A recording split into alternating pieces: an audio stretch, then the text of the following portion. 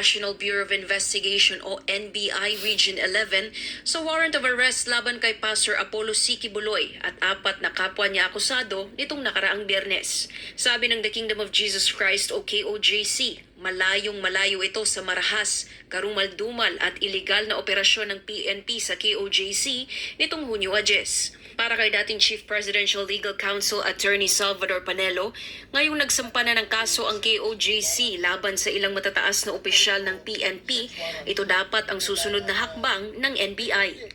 Pag natapos na yung kaso at may warrant of arrest, NBI, pwede ba kayo mag-serve dito sa PNP chief, sa regional chief, at sa lahat ng mga naakusahan at makukonvict? Kayo mag-serve ng warrant. Itong PNP chief, ang may kagagawa niyan. Sa kanya nagmula yung order na yan. Kaya dapat talagang ang arrestuin nyo. Yan si PNP chief. Dahil illegal yung kanyang order. Wala namang iba. Sino mag-order kung hindi yung bossing? Yan siya ang pinaka-top honcho ng PNP. So lahat ng mga ginawang illegal, he should be accountable. Matatandaang nagpapatutsada itong si Police Brigadier General Nicholas Torre III ng PRO 11 na nasa loob lang daw ng KOJC Central Headquarters si Mga Pastor paranoid Apollo. kayo, Pero ang mga pasaring bangag. na ito ni Torre, tinuldukan ni Attorney Archie Albao, Direktor ng NBI Region 11, nang sabihin niyang hindi nila nakita sa nasabing compound ang butihing pastor at ang 4 pang individual na kasalukuyang hinahanap ng gobyerno. Tiniyak din ni Attorney Albao na wala rin sa loob ng giant megastructure na kingdom si Pastor Apollo.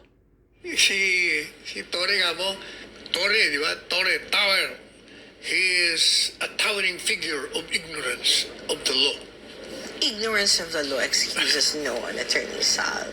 Samantala, ipinunto naman ni Attorney Panelo na kung siya ang nasa lugar ni Pastor Apollo C. Quiboloy, ay hindi rin siya magpapasailalim sa gobyerno dahil sa ginagawa nitong mga hakbang na labag sa saligang batas. Correct. Alam mo, ang hindi pagsuko ni Pastor Quiboloy, ang hindi niya pagpasailalim sa jurisdiksyon ng hukuman, yun ang resulta ng ginawa talaga ng pinaghalong DOJ at saka ng ilang mga senador nung tinanggalan nila ng karapatan si Pastor ng tinatawag na due process.